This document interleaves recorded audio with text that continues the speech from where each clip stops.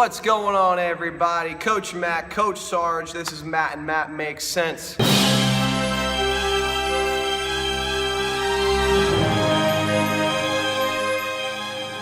Okay, our question of the day comes from Miss Stephanie Vo.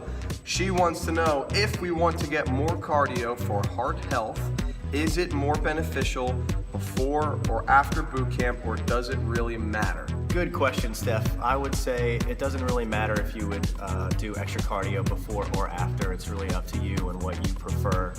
I would just recommend checking out the schedule when you come in on a Monday, just to make sure that you don't double up on the cardio days. You don't want to double stack cardio because that'll kill you. So just make sure that you pick another day, any other day besides the cardio days, to really get your extra cardio in. Now, what I would add to that, Steph, is just to say it really depends also on what your goals are. Now, I know your goal is to burn fat. Everybody's goal is to burn fat and build some more muscle. I know in your question here, you mentioned something about heart health, which obviously regular conditioning is, or is good for, I should say. However, if you're doing long duration, low intensity cardio, that will be a little counterintuitive to what we are doing here at boot camp. Again, if your number one priority is to burn fat and build muscle, long duration, low intensity exercise, like going for a 3 to 4 to 5 mile run at a low pace, will start to negatively affect your metabolic activity, right? So if you think about the way a marathon runner looks, like a professional marathon runner, somebody who runs 26 miles for a living, right? They look like this, right? Because that type of cardio is super catabolic to the body, right? And again, what we are doing here with high intensity interval training is we're trying to get our cardio in while remaining in an anabolic state, while we're giving our body the ability to build and maintain more muscle mass. So if you want to add more just straight conditioning into your week, just like Coach Sarge said, before or after boot camp really doesn't matter, I would say. Just kind of depends on what you prefer.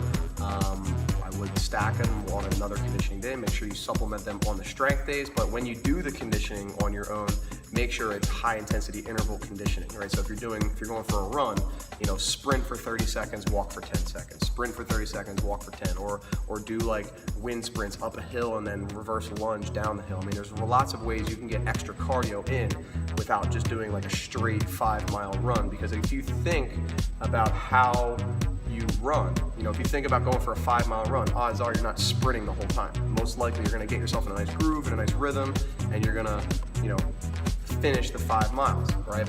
But you're not really taxing your body metabolically, right? And again, that will actually start to negatively affect your muscle gains, which in the long run will hurt our metabolism, which will cause us to burn less fat. So it's kind of like all intertwined together. So again, the answer in short is to make sure that you're doing the right type of cardio and making sure that you're doing it on the right days as well.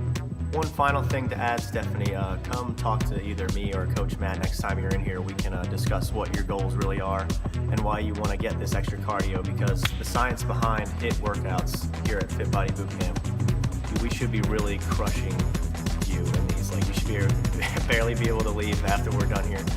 Maybe we need to push you a little bit harder on these workouts. If you're doing 3 to 4 to 5 HIIT workouts in a week, that should be more than enough cardio and conditioning for you to really see those health benefits. And if you feel, again, like you need extra conditioning, what I want to do is have a separate conversation with you about why, because the science of 30-minute HIIT workouts is so sound and so proven that I know it doesn't matter if you're a professional athlete, if you're somebody who's never exercised a day in your life. If you give me 100% effort in a 30-minute window, right, you will not be able to get up off the floor, which you guys have all experienced, right? But maybe we're not getting to that level consistently enough. All right, so again, if you feel like you need more, let's talk about why. So comment below, ask me more questions. Stephanie, I know you work out here with us, obviously, so you can come in and talk to us about it.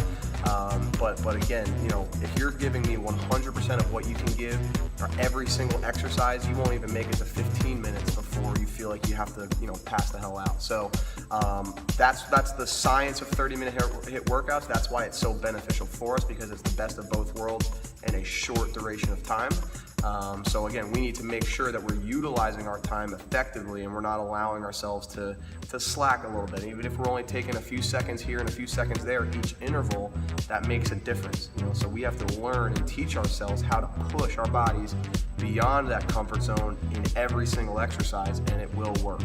Again, Steph, thanks for the question. It was a good one. Anybody else, if you have any questions about nutrition, exercise, or HIIT workouts, please find a way to get a hold of us and get in front of us. We have a Facebook page, Fit and Healthy Exton. We have a YouTube page, Fit Body Bootcamp, right?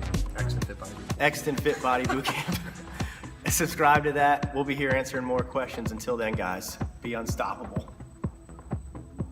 Dude, Jamie, look at this. Let's compare biceps right now. Look at that. Dude, look at that baby bicep compared to this know bad it boy. is. Jamie, get your stuff together, Jamie. This should be our thumbnail, by the way. Oh, I like that. That's our thumbnail.